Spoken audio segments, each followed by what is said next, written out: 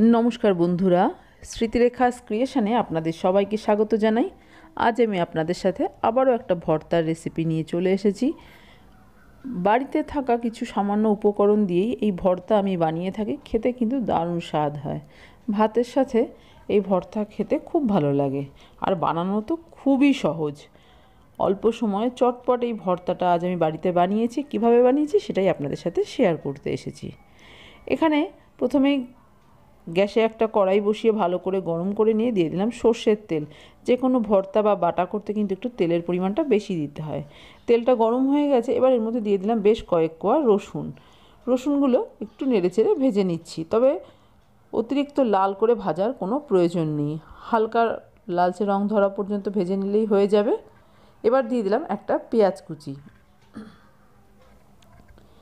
একই রকমভাবে পেঁয়াজটা দিয়েও দেখুন হালকা করে ভেজে নিয়েছি। এবার এর মধ্যে আমি দিয়ে দিচ্ছি দুটো কাঁচা লঙ্কা। যে কোনো ভর্তা বা বাটা কিন্তু যত ঝাল হবে খেতে ততটাই ভালো লাগবে, তাই ঝালটা আপনারা আপনাদের নিজস্ব টেস্ট অনুযায়ী দেবেন।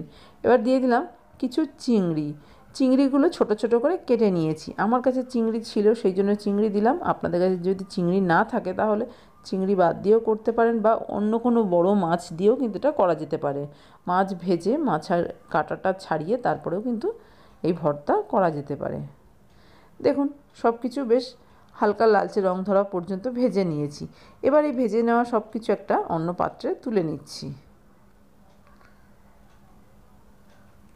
কড়াইতে এখনও অনেকটাই তেল আছে, এই তেলে বাকি সব কিছু হয়ে যাবে। এবার এই তেলের মধ্যে দিয়ে দিলাম 3টে শুকনো লঙ্কা।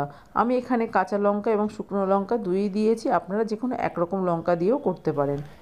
লঙ্কাগুলো দেখুন বেশ লাল করে ভেজে নিয়েছি। ভাজা লঙ্কাগুলোকেও একটা অন্য পাত্রে তুলে নিচ্ছি।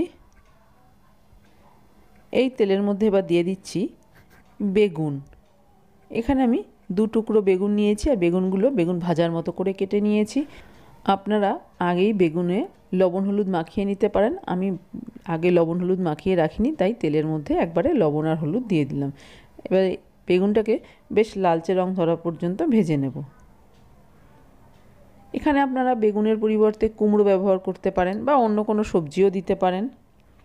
দেখুন বেগুনগুলোর একটা দিক ভাজা হয়ে গেছে, উল্টে দিচ্ছি। উল্টে দিয়ে অপর দিকটাও বেশ ভালো মতো ভেজে নেব। আর এখানে আমি দিয়ে দিচ্ছি অর্ধেক টমেটো। টমেটোটা দিয়েও এই বেগুন ভাজার সাথে একটু নেড়েচেড়ে ভেজে নিচ্ছি। দেখুন বেগুন ভাজা হয়ে গেছে। ভেজে নেওয়া বেগুনগুলোকে একটা পাত্রে তুলে নিলাম। টমেটোটাও দেখুন বেশ উল্টে পাল্টে ভাজা ভাজা করে নিয়েছি। এবার এই ভেজে নেওয়া টমেটো আমি একটা পাত্রে তুলে নিচ্ছি। সব ভাজা হয়ে গেছে। এখানে দেখুন একটা বাটির মধ্যে কিছুটা মুসুর ডাল ভালো করে ধুয়ে অল্প জল দিয়ে ডাল সেদ্ধ করতে বসিয়েছি। দেখুন ডাল সেদ্ধ হয়ে গেছে। ডালে যে জল দিয়েছিলাম সেই জলটাও কিন্তু শুকিয়ে গেছে। তবে আমি কিন্তু ডাল সেদ্ধ করার সময় লবণ ব্যবহার করিনি বা হলুদও দিইনি। এখানে দেখুন সব কিছু ঠান্ডা করে নিয়েছি, আর শুকনো লঙ্কাগুলো সামান্য একটু লবণ দিয়ে ডলে মেখে নিয়েছি। নিয়ে নিচ্ছি কাঁচা পেঁয়াজ কুচি। আপনাদের কাছে ধনেপাতা থাকলে অবশ্যই ধনেপাতা দেবেন। আমার কাছে ধনেপাতা ছিল না, সেই জন্য আমি দিতে পারিনি। তবে ধনেপাতা দিলে কিন্তু যে কোনো ভর্তা খেতে ভীষণই ভালো লাগে। এবার এই থালার মধ্যে আমি নিয়ে নিচ্ছি সেদ্ধ করে রাখা মসুর ডাল, আর দিয়ে দিচ্ছি 2 চামচ কাঁচা সর্ষের তেল। সামান্য একটু লবণও দিয়ে দিলাম। এবার এই সব কিছু খুব ভালো করে ডলে ডলে মেখে নেব।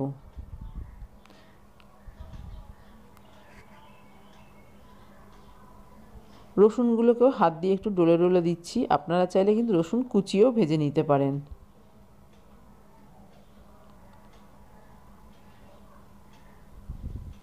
খুব ভালো করে সব কিছু মিশিয়ে দিতে হবে। দেখুন সব কিছু খুব ভালো মতো মেখে নিয়েছি। এবার আমি গরম গরম ভাতের সাথে সার্ভ করে দেবো। তৈরি হয়ে গেছে আমার আজকের ভর্তার রেসিপি। ভীষণ সহজ, চটপট হয়ে যায়, আর খেতে তো দারুণ স্বাদ হয়। ওপর থেকে আবারও আমি একটু কাঁচা সর্ষের তেল দিয়ে দিলাম। এটা অপশনাল, আপনার ইচ্ছে না হলে নাও দিতে পারেন। তবে এই ভর্তাতে কিন্তু কাঁচা তেলের গন্ধটা ভীষণই ভালো লাগে। আমার আজকের এই ভর্তা আপনাদের কেমন লাগলো বাড়িতে করে দেখতে পারেন। ভালো লাগলে একটা লাইক শেয়ার কমেন্ট করবেন। আর আপনি যদি আমার চ্যানেলের নতুন বন্ধু হয়ে থাকেন তাহলে আপনার কাছে একটাই অনুরোধ, আমার চ্যানেলটা সাবস্ক্রাইব করে আমার পাশে থাকার। আপনারা সবাই খুব ভালো থাকবেন। আপনাদের সাথে আমার আবার দেখা হবে অন্য কোনো নতুন ভিডিওতে, নতুন কোনো রেসিপির সাথে।